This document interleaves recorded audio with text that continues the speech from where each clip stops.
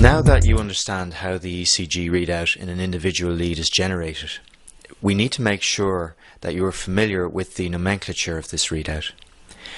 Remember, the deflection produced by atrial depolarization is termed a P wave, while ventricular depolarization produces the QRS complex. The nomenclature of the QRS complex can cause some confusion, but is in fact quite straightforward. Within the QRS complex, any positive deflection, that is, a deflection above the isoelectric line, is termed an R wave. Any negative deflection which follows an R wave is termed an S wave.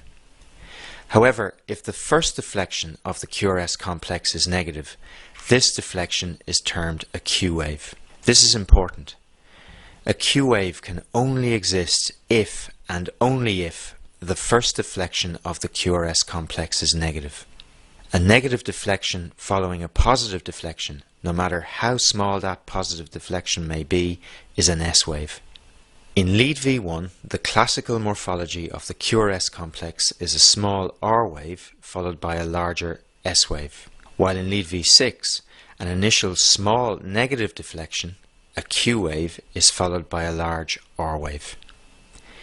In the example shown here, there is no S wave present in lead V6, although a small S wave is seen in this lead in many normal ECGs.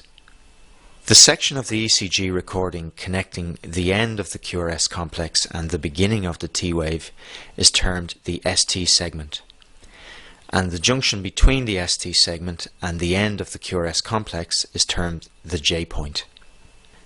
As all of the ventricular muscle mass is depolarized at this time, there is no flow of current through the heart, and the J point and the ST segment should therefore lie on the isoelectric line.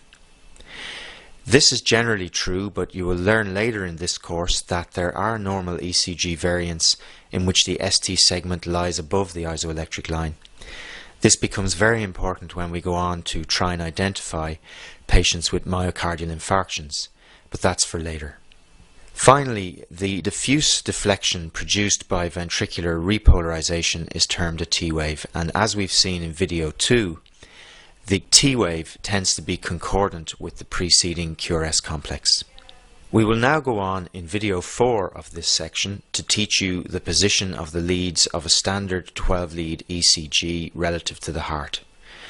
Knowledge of these positions will allow you to understand the morphology of the ECG readout and will pay dividends in clinical practice.